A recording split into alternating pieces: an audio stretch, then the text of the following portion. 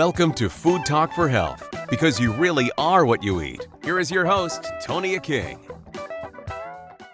Joining me today is Dr. Neal Barnard, president of the Physicians Committee for Responsible Medicine and author of many books. Today we're talking about the brand new Power Foods Diet book. How are you today? I'm doing great. Thank you so much. Thanks so much for sharing your time. You know, a lot of people, as soon as they hear the word diet, they think about everything that they can eat. They think about restrictions. Tell me why your book is different. For exactly the reason that you gave, because a person wants to get rid of some unwanted weight, the weight they've accumulated. And so many people have really struggled with it.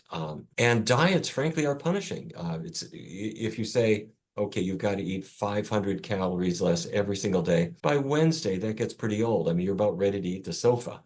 And if you say, okay, do a low carb diet, and then you think, oh, wait a minute, no more pasta, no more rice, no more bread, can't eat any fruit, can't have a cookie, da da da da. And you think, life's not worth living. But a couple of things that have happened that have really helped us enormously. The first is that there's been a big shift toward diet patterns. In other words, it's not just eat less, it's the kinds of foods you're eating, what type of food, what's the quality of food that could be more decisive than focusing on the amount. But then in just the past, say, 5, 6, 7, 8 years, we've been discovering that certain specific foods, like certain spices like cinnamon or ginger or capsaicins and hot peppers or certain other foods, actually stimulate weight loss. And so you can bring in all kinds of foods.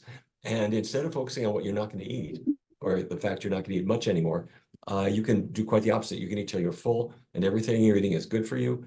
And it's amazing. The weight loss is more effective than any other approach that we've ever used. You've been doing this a long time, and I value the fact that all of your research is science proven. It's interesting because a lot of things that I read in your book, it's not so much eating the pasta and the bread. It's what you're putting on it or how you are cooking it.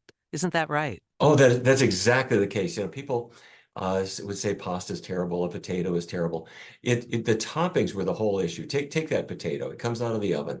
It actually is pretty low in calories until we put on the tablespoon of butter, the sour cream, the shredded cheese, the bacon bits, and that has more calories than the potato. And same with pasta.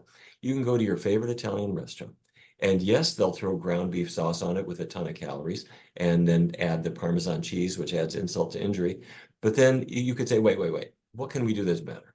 And so I can have an arrabbiata sauce. That's Italian for angry, and it to a chef it means spicy. And so you can have spicy tomato sauce or a marinara or all kinds of things that are modest in calories but flavorful and work really well. So you're never counting calories. It's a matter of rethinking, isn't it, about what we're putting into our bodies and how we are preparing our food. Because if you just think about it differently, such as what you just suggested, that's what makes the difference. And science really did help us out here in a big way. Our friends at Harvard University in 2015 did a really cool study where they were looking at weight changes in individuals, and they were not focusing on how many calories are you eating every day. What they were looking at is which foods are you actually increasing? Are there new foods that you're bringing into your diet? Are there things you're eating more of? And if so, are certain of them associated with weight loss? And they found many groups of foods that did exactly that. And they did it in one of 3 ways. Either certain foods help to reduce your appetite, or there are foods that actually work to trap calories in your intestinal tract so you can't absorb them and you carry them out with the waste. And there are foods that ramp up your calorie burning speed after the meal.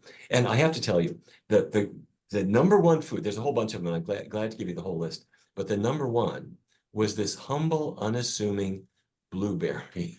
Oh. Blueberries, strawberries, raspberries, these foods that everybody knows but nobody really eats very much, if people ate more of them, they would tend to lose more weight. And so the next scientific question was why?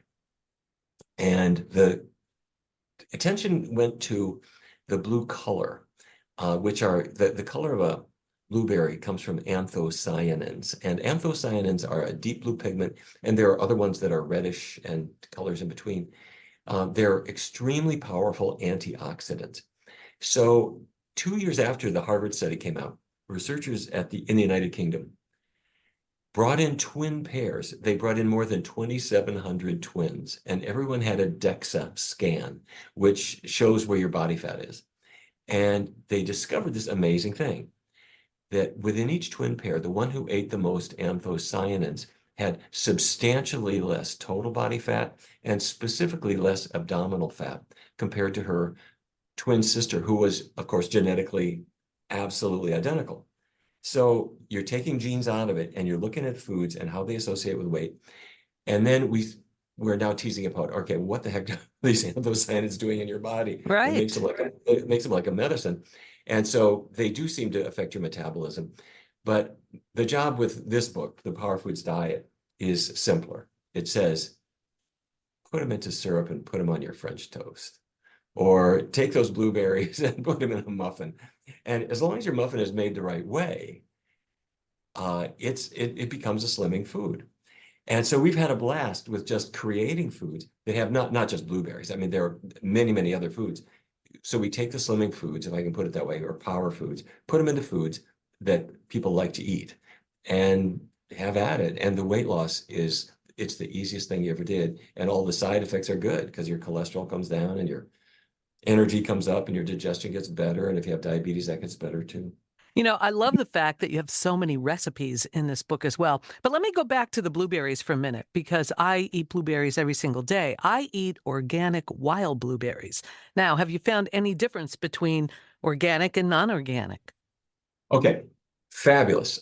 Yes, I would suggest exactly that. Now, people will sometimes say, well, organic is more expensive. It is more expensive.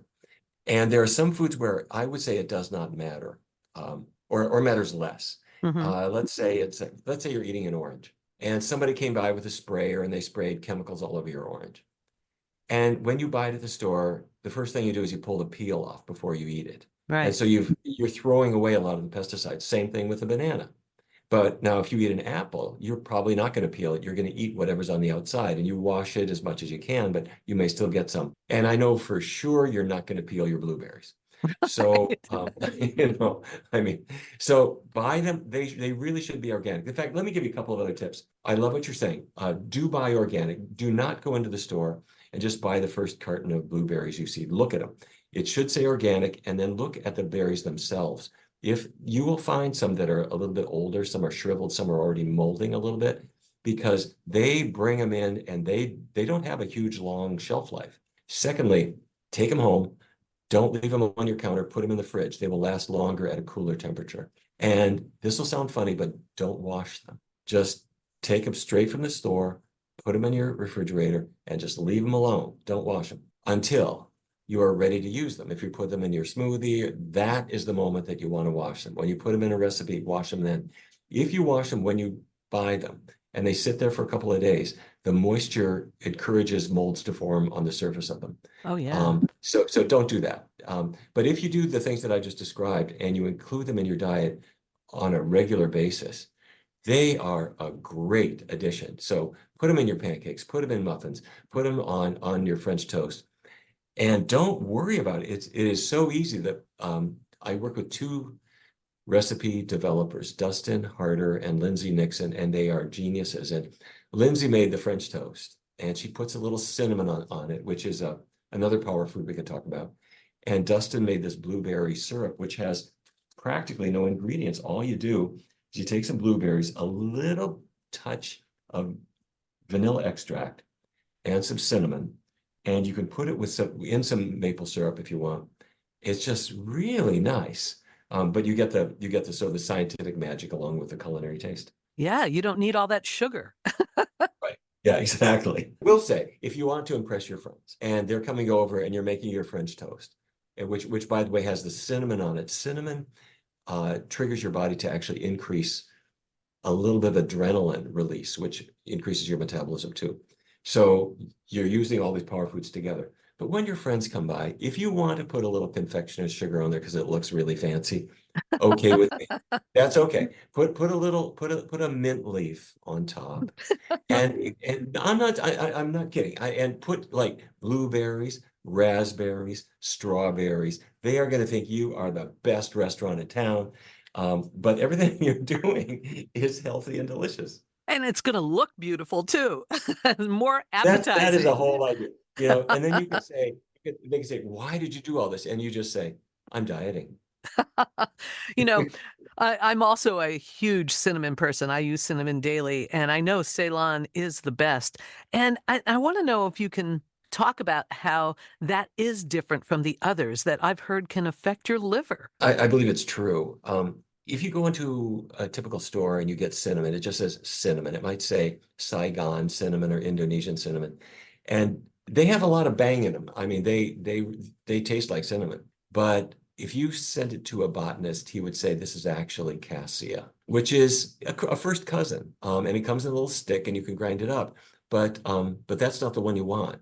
The one you want is exactly what you said, Ceylon cinnamon, Ceylon, Ceylon, as in the country of Sri Lanka. Right.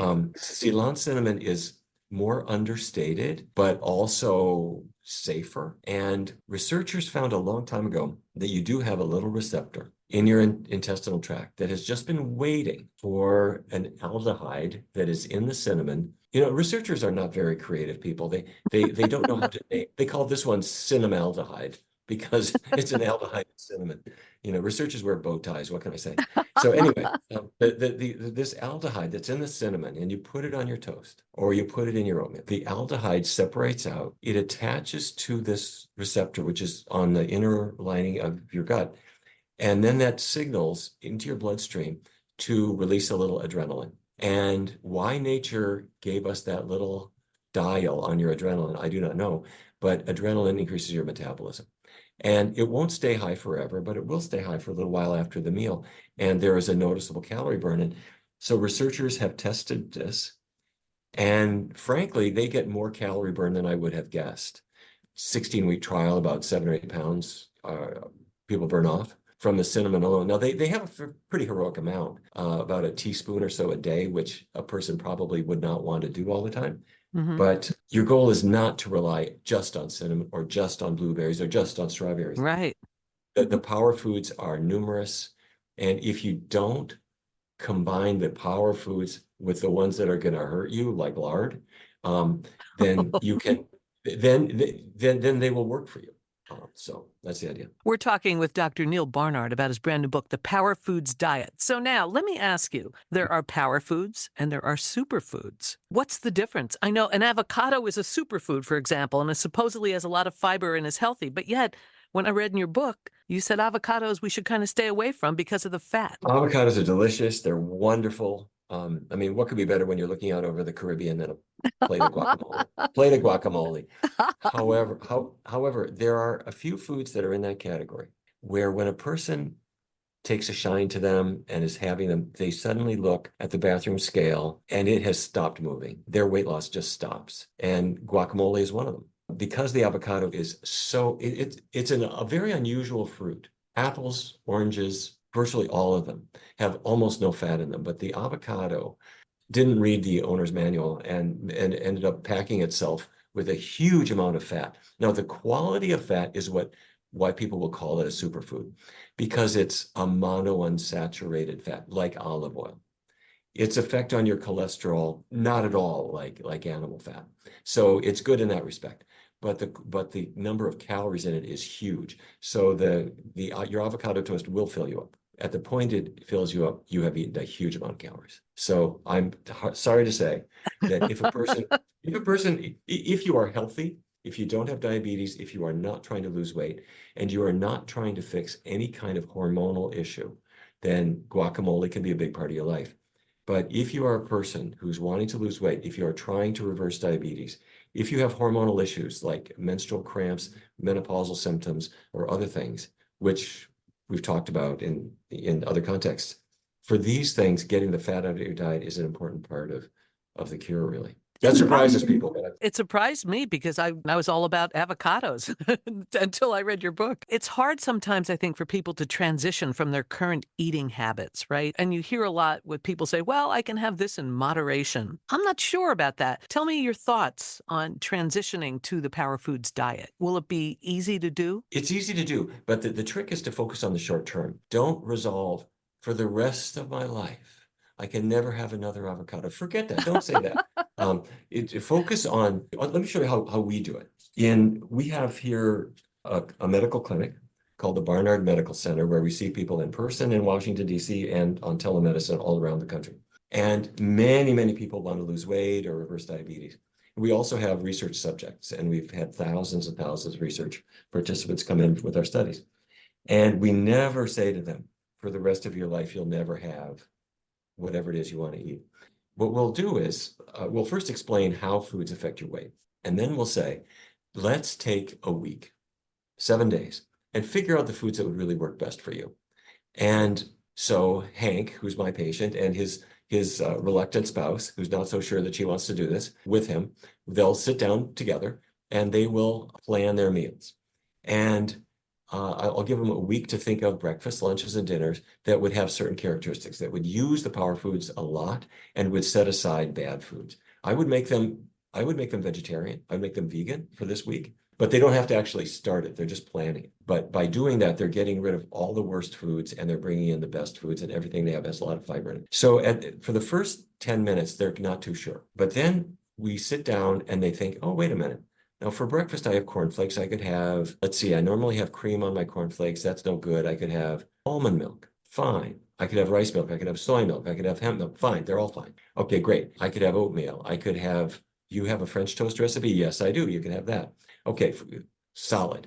For lunch, I could have chili, but maybe a bean chili instead of meat chili. For dinner, I could have spaghetti marinara with grilled vegetables and lentil soup and minestrone. Okay, fine. So they're making a list. And for the first week, they're not changing their diet at all. They're just trying out these foods. After the week, they got a great list. And then we focus on the next 3 weeks where they actually eat the foods on the list. So for the next 21 days, they're going to eat no unhealthy foods, only healthy foods. And they find it easy because it's only 21 days. 21 days later, they've both lost weight. It's a noticeable amount of weight. And then the other thing is their tastes are gravitating toward these healthy foods. And they think, well, I can do another week. I want to keep going. And pretty soon it's second nature. Their tastes have adjusted. They prefer these foods. And they are delighted that their weight loss seems like it's automatic. It is easier, I think, than maybe a lot of people think. A lot of the other things that are involved in the diet, cruciferous vegetables, for example. I mean, a lot of people already enjoy broccoli and cauliflower. So, I mean, it's not that hard to include those into the diet. Yes, and resist the urge to pour melted Velveeta on top. Oh, dear. Oh, gosh. That's how every parent has been manipulating their kids into eating vegetables by drowning them in cheese sauce. Somebody invented that. I don't know who invented that, but when we were kids, that didn't happen. Wow. What's your take versus raw and cooked veggies? Is there a difference that we should think about? Yes, there are certain advantages to raw vegetables. And I'm quite convinced that we didn't evolve with sterno. So, for most of our sojourn on Earth, we weren't cooking all kinds of stuff. Right. However, the question is, which foods are they? For example, let's say you're going to have broccoli or cauliflower or Brussels sprouts. Those are healthy foods. But if you eat them raw, you will have a tough time digesting them. Beans, same story. You're not going to eat raw beans. You could sprout them and they'd be raw, but otherwise no. And humans our story began, if I can put it that way, in Africa, in Eastern Africa. And I'm inclined to believe that the foods that really are on the original human table, so to speak, are the foods that are native to that area from 1 million years ago. And I'm not quite sure what those are. When humans arrived in what we call the New World, Fargo, North Dakota, Teaneck, New Jersey, we're eating things like potatoes and tomatoes and peanuts and things which are not from Africa. So that has led us to speculate that maybe the raw foods that are most natural to us are the fruits particularly, and certain vegetables that would be native to East Africa. But people could try it and see how they do. I mean, everybody knows they can eat a salad with no problems. Celery, no problems. Carrots, great. There's a lot of foods that go really well raw, tomatoes and so forth. Speaking of that, the Mediterranean diet definitely talks about how extra virgin olive oil is really healthy for you. You kind of say, stay away from the oils. We put this to the test. We brought in 62 people who wanted to lose weight into a research study. And half of them were asked to go on a Mediterranean diet exactly in the way that it's prescribed in other research studies. So and the Mediterranean diet is a step up from many people's diets. It emphasizes plant foods. There's Mhm. some chicken, some fish, some dairy, some eggs, but maybe not huge amounts. A little red meat, not a lot. And if you're going to use oil, olive oil is the oil people use, and it's kind of celebrated. The other half of the participants were asked not to do the Mediterranean diet, but to do a completely vegan diet, no animal products at all. And after 16 weeks, everyone was on the scale. And the Mediterranean group had thought they had really lucked out by getting this indulgent sounding diet where they could eat pasta with some fish and whatever, and it would be healthy for them. But they discovered that their weight loss was almost nothing. And it became clear why that was, because fish and chicken and dairy, although they were reduced, they were still in their diet, and they don't have any fiber to fill you up at all. And they have some animal fat in them, which is dense in calories. But the same is true with olive oil. So even though olive oil is a better type of fat, its calorie density is the same as lard. It's 9 calories in every gram. So it just stops your weight loss. And they were really frustrated. And after, but the vegan group, they were losing weight like crazy, which is what happens with a low-fat vegan diet. After 16 weeks, the groups traded. They swapped to the opposite diet. And when the vegan group, which was now adjusted to their diet and quite happy with their weight loss, when we asked them to go Mediterranean, they almost wanted to quit the study Oh, because, no. no, they Wow. hated it. Well, because they had lost their taste for oily foods. Right. They Wow. didn't want fish, they didn't want chicken, and they began putting weight back on the Mediterranean diet. So a Mediterranean diet is marketed to people who either live in Italy or wish they did. And it sounds sexy. It sounds like you're driving at sunset down the coast of Tuscany. But the fact of the matter is, if you're pouring oil all over your food, no matter what kind of oil it is, it's just pure calories, and it interferes with weight loss. Now, olive oil is better than animal fat, no question about it. It's healthier, and it has polyphenols that I'm convinced have health benefits. But with regard to weight loss or cholesterol lowering, it just doesn't do those things. So, Dr. Barnard, how do we deal with sweets, desserts? What about sugar? Sugar is, in its natural state, is actually your body's favorite fuel. Sugar, when it digests to glucose, goes insulin in your body, insulin made in your pancreas has been waiting for you to eat some sugar so that it can take that sugar and put it in your muscles and give you power.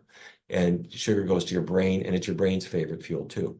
The problem we have is that we're neglecting sugar in the natural form that the world gave it to us. It's in fruits, and it's in healthy starches. They break down to glucose as well. But if we're eating pure sucrose in a candy bar that came from concentrated sugarcane sugar, then that's a form that nature didn't really have in mind. But I do have in the Power Foods diet carrot cake and brownies and triple Wow. berry sorbet, and they have a sweet taste, 100% natural, slimming foods, power foods, and delicious. Well, that's very exciting. Are you in a position to share any of your recipes with us today? Sure. You mean how would I make them, for Yeah, example? tell us a couple things that are in the book and how you'd make them. Okay, well, all right. Well, let me give you my triple berry sorbet really quickly. You want something nice, and this is a great one for families because it has almost no ingredients. You just take some berries, and it would be for triple berry, I would take blueberries, raspberries, and strawberries. Okay. You mix them up with some bananas and a little cherry juice, or it can be cranberry juice, and that is it. You blend them. I'll give you the exact proportions if you want.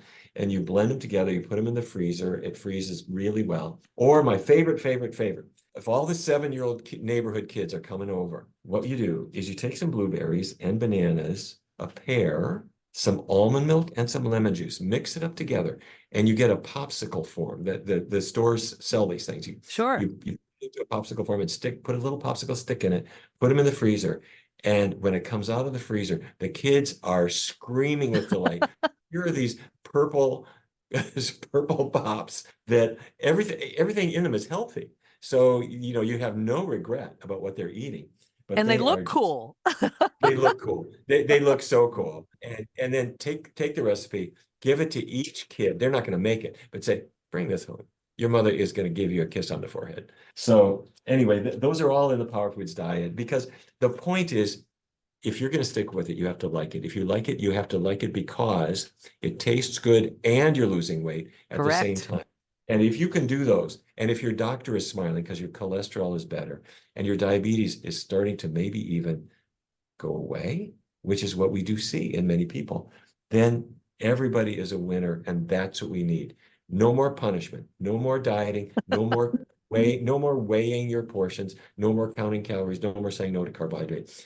Healthy power foods will love you back. It really sounds just like a great plan, because I know you also did a book on reversing diabetes prior to this one, right? Yes, it's been in a couple of editions. It's one of the books that I have that people read the most because that's where we turned the corner and we no longer limit carbohydrate and we no longer limit calories for people with diabetes, because what we're doing is reversing insulin resistance, and in turn, then the diabetes improves dramatically and in some cases goes away. That is just so incredible. It's so powerful. You think about the fact that it's the way we think about how we're going to solve our disease issues. And food as medicine is key. My father was an internist in North Dakota, and diabetes was his specialty. And he would come home at 6 o'clock every day. I never heard him say that anyone ever got over their diabetes, or it was never cured. And when I went into medical school, he never encouraged me to get involved in diabetes at all, because he thought,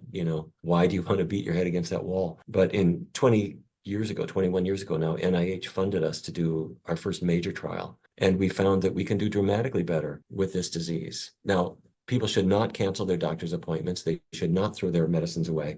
You need to put the foods to work and see how things go. And you can reduce and stop your medications when the time is right and when your doctor says so. Because this is a serious disease. But I also don't want to fool around with. I don't want people to think that you just have to live with this, manage it, just live with it forever. Let's tackle it to the extent that we possibly can. And now we're trying to do the same thing with weight. Enough punishment, let's solve it. How exciting. It's so much better than thinking about all the different drugs that are available to possibly lose weight, whereas the power of foods will definitely do it. Calculated the cost. If you take Wegovy or Ozempic, the cost is, I guess every pharmacy knows, it's about $15,600 a year. And you do lose weight with Wegovy or Ozempic, but your weight plateaus. And once it's plateaued, then for the rest of your life, you're just paying to not regain the lost weight. But with the kinds of foods we're using, we've calculated that people save about $500 per year per person, because the foods you're eating, frankly, are pretty inexpensive. And the things you're deciding I'm not going to eat anymore are the ones that were more pricey. We're talking with Dr. Neal Barnard. The brand new book is The Power Foods Diet. How should we find you on social media? You'll see me both as the Physicians Committee for Responsible Medicine, which is the nonprofit we started a number of years ago, Physicians Committee for Responsible Medicine. And I'm Neal Barnard. And the Power Foods Diet is coming out on March 26th and is already on Amazon. And people are picking it up. And my big hope is that they will share it with somebody else who's trying to tackle these issues. Thank you so much for all of your work in this field. It's just so important and valuable and will help so many people. Well, thank you. It's been great speaking with you today. You've been listening to Food Talk for Health with Tonia King. Thanks for joining us. Eat well to be well. Hope you'll check out our podcast for Food Talk for Health and subscribe to it wherever you get your podcasts from.